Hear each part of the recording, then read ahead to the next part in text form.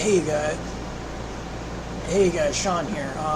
So I'm now going to start my. So this is my review of Sonic the Hedgehog 2, which came out in 2022.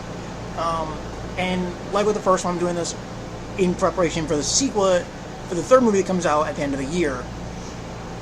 And because the trailer was recently dropped a few weeks ago. So let's see. Sonic the Hedgehog 2 is a 2022 action-adventure comedy film based on the video game series Sonic the Hedgehog, published by Sega. The sequel to Sonic the Hedgehog 2020.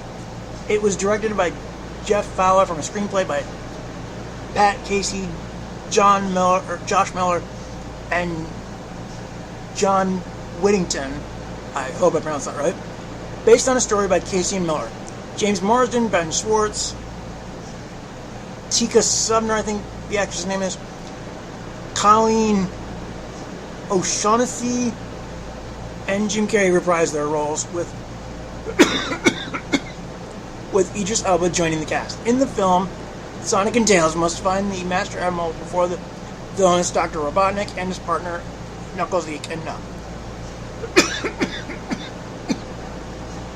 So, like I said, this was directed by Jeff Fowler, the guy who directed the first movie, and essentially has the same writers, Pat Casey, Josh Miller, and I guess John Whittington was added to the writing team. So this was released April 8, 2022, with a runtime of 2 hours and 2 minutes. Excuse me. The budget was roughly 110 million, and the box office $405.4 million. And much like the predecessor, this was scored by Junkie XL, also known as Tom Holkenborg. So, basically, this movie picks up, I think, at least 8 months after the original, because Robotnik says he's been on Mushroom Planet for 243 days, and I looked it up, and it's about 8 months. So, basically, Robotnik is on the Mushroom Planet, comes across Knuckles. They team up to try and get the Emerald and obviously take out Sonic. But by the end of the movie, Sonic, Tails, and Knuckles all team up to take out Robotnik. So overall, I thought this was a fun movie. Like the effects, much like the last one, the effects work on the creatures is really good. Like I know this movie's only 2 years old, but they still hold up. And I thought Idris Elba was perfect as Knuckles. Like I said in the last video, I don't really know much about the games, so I can't judge these movies whether or not they are good adaptations. But having said that, the voice actors are good. Like I really like a lot of these voice actors play these parts. Like I said, Idris Elba I thought was really good as Knuckles. Jim Carrey's still great as Robotnik. Obviously, this is Jim Carrey. He's basically a living cartoon, basically, and he still acts nuts in this movie. Is there anything I don't like about this movie? Well, that's pretty much there. Okay, so basically, how should I say this? So basically, Sonic's, I guess, adoptive parents,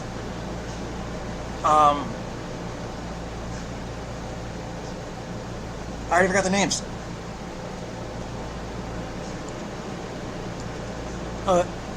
Tom and Maddie, I don't know, I forgot that. They are basically barely in this movie because, they're in it, but they're mostly involved in a side plot that literally could be cut for time. Hang on.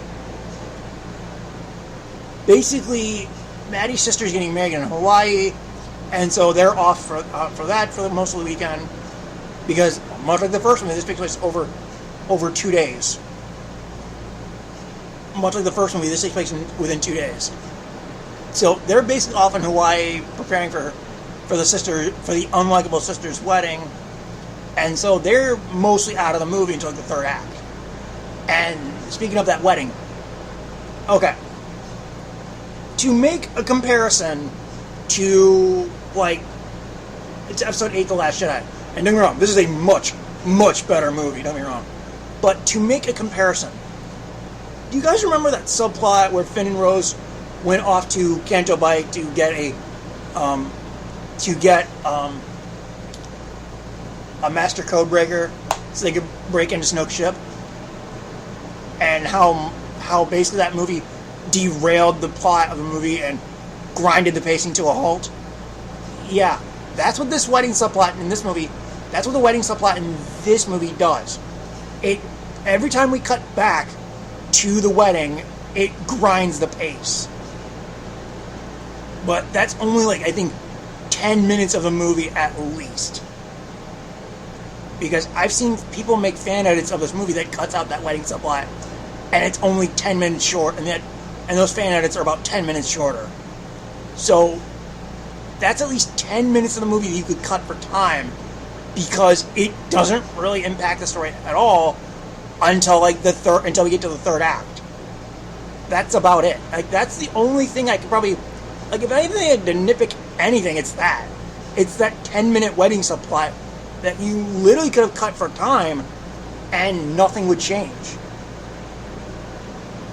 But I get why it's in there, because it does come back around later. Plus,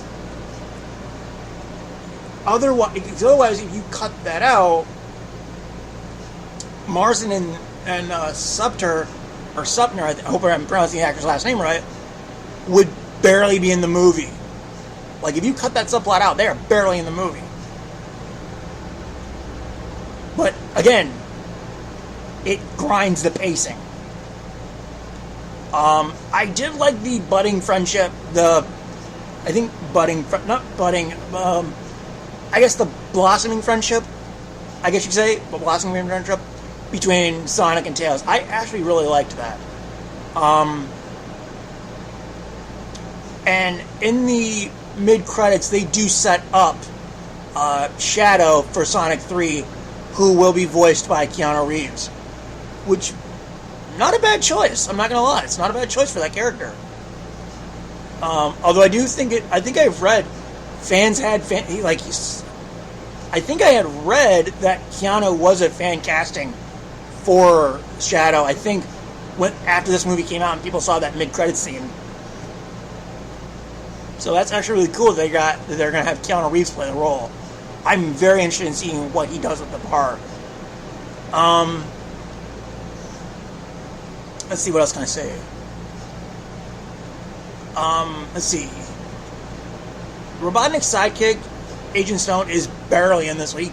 Compared to the first movie, he barely does anything. Like, you probably could have cut that character out entirely, and nothing changes.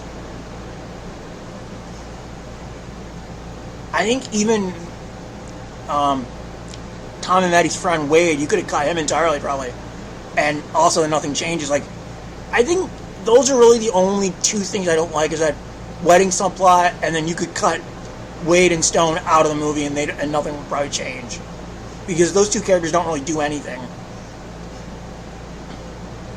But I think other than that, like, other than those little gripes, this was a great movie. So it's very weird, because I've heard video game adaptations are not good. Like, most video game adaptations I've heard are not well made. So to have two great Sonic movies, that is amazing. I'm not going to lie, that's amazing. Based on what I've heard about video game adaptations. So yeah, I think that's it. Let's see, what else can I say? Yeah, I think that's it. I think that's all I can say. There's nothing at the... by the way, and I know this movie's like 2 years old, so I'm not really spoiling anything. Aside from the Shadow setup, there's nothing at the end of the credits. Like, on the first movie, you had the mid-credit scene was Robotnik on the Mushroom Planet, and then the post-credit scene was setting up Tails. Aside from the Shadow setup, there's nothing at the end of this movie. Like, there's nothing in the credits aside from that. So yeah, I think that's about it, guys. Next time.